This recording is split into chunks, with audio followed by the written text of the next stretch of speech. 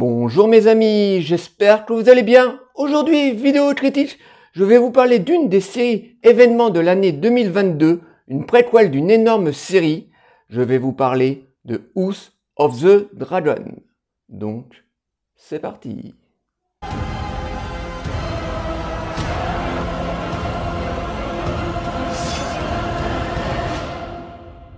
History does not remember blood.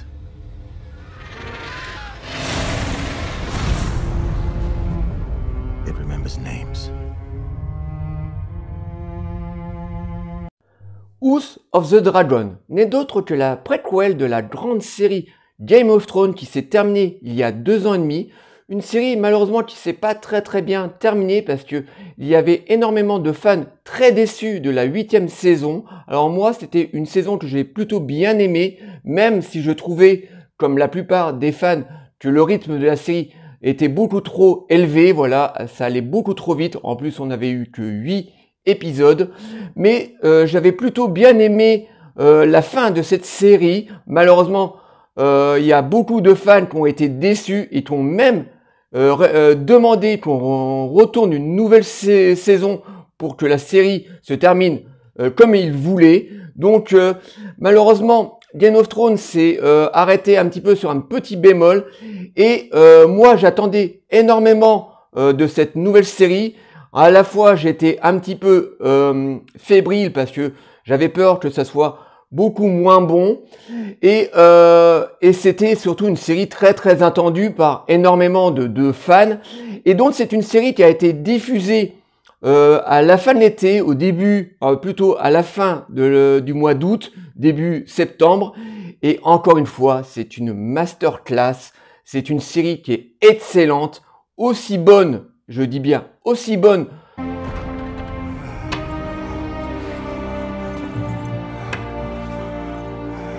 de la série Game of Thrones.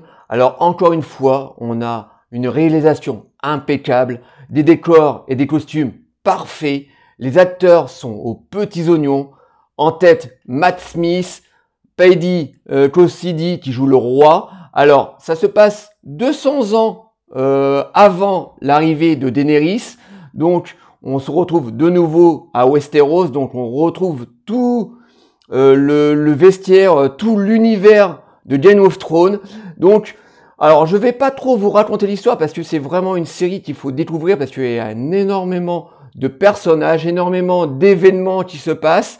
Donc ça serait un petit peu compliqué de vous citer tous les personnages, mais tout ce que je peux vous dire, c'est que donc ça se passe 200 ans avant les événements de Game of Thrones.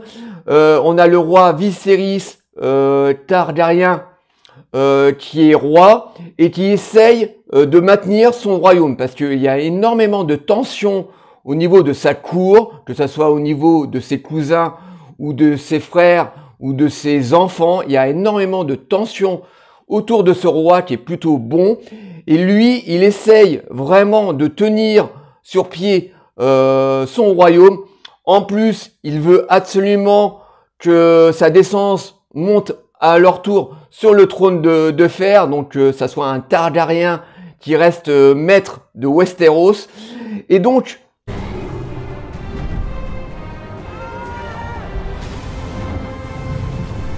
on retrouve vraiment l'écriture de George R. Martin, excusez-moi. Et voilà, on retrouve tout ce qu'on avait aimé dans Game of Thrones. Alors, on a très peu d'action. Alors, je vous préviens, voilà, l'action n'est pas super présente dans cette saison. Mais on sent qu'au début de la série, on place les personnages, parce qu'on a énormément de personnages, donc il faut faire connaissance avec tous ces nouveaux personnages.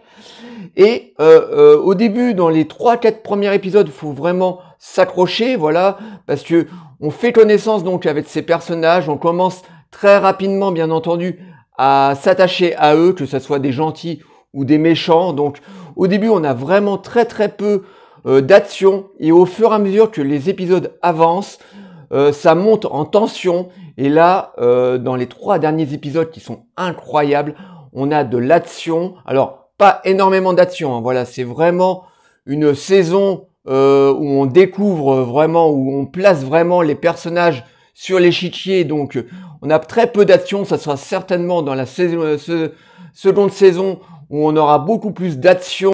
Princesse Rhaenyra, vous pouvez maintenant parler au nom de votre fils Lucerys Velaryon. Et là, on va rentrer vraiment dans le vif du sujet, comme était le cas de Game of Thrones. Mais moi, cette série m'a fait énormément penser à The Crown, la série sur la famille de la reine d'Angleterre.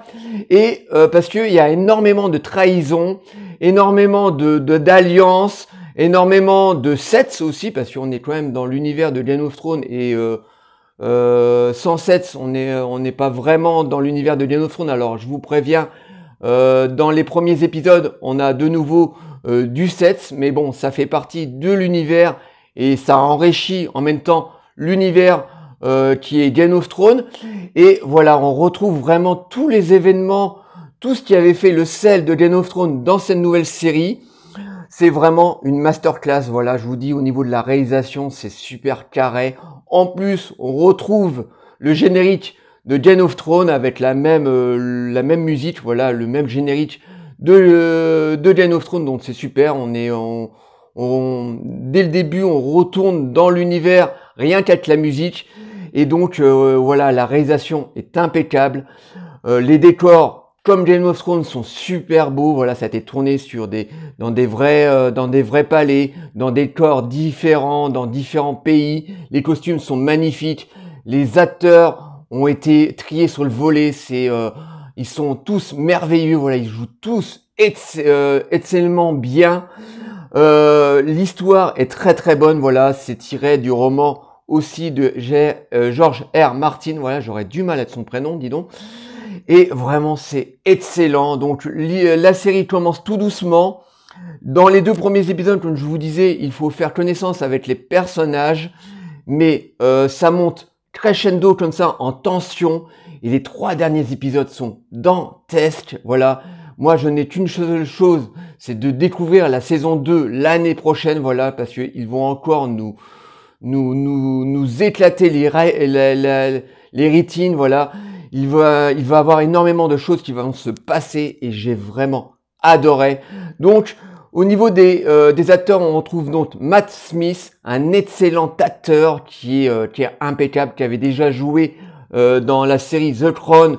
Il jouait le mari de la reine d'Angleterre. Il est encore excellent dans cette série. Il joue le prince Daemon, donc le frère du roi Viserys, qui est vraiment au début de la série vraiment un enfoiré de première. Voilà, c'est un gros méchant qui a une grosse envie de torture. Voilà, c'est un homme qui aime bien torturer, qui veut aussi monter sur le trône de fer. Donc au début, il est vraiment représenté comme le méchant, mais en fait, on s'aperçoit très rapidement que dans cette série, tout le monde en fait est vraiment ment énormément. Voilà, tous les personnages mentent. Tout le monde n'est pas vraiment blanc. Voilà, sont un peu gris. Voilà, à la fois ils sont bons, mais aussi ils ont une grosse part d'ombre. Voilà, et donc au début, le personnage de Matt Smith, lui, est représenté comme le méchant, mais en fait, dans cette série, tout le monde est plus ou moins méchant. Donc c'est ça qui est excellent dans House of the Dragon, c'est que tout le monde est gris. Voilà, il n'y a pas vraiment de méchant ou de gentil. Voilà, tout le monde veut vraiment se tirer dans les pattes pour monter sur le trône de fer. Hein. Voilà, c'est comme Game of Thrones. Hein. Game of Thrones porte très bien son nom. Hein.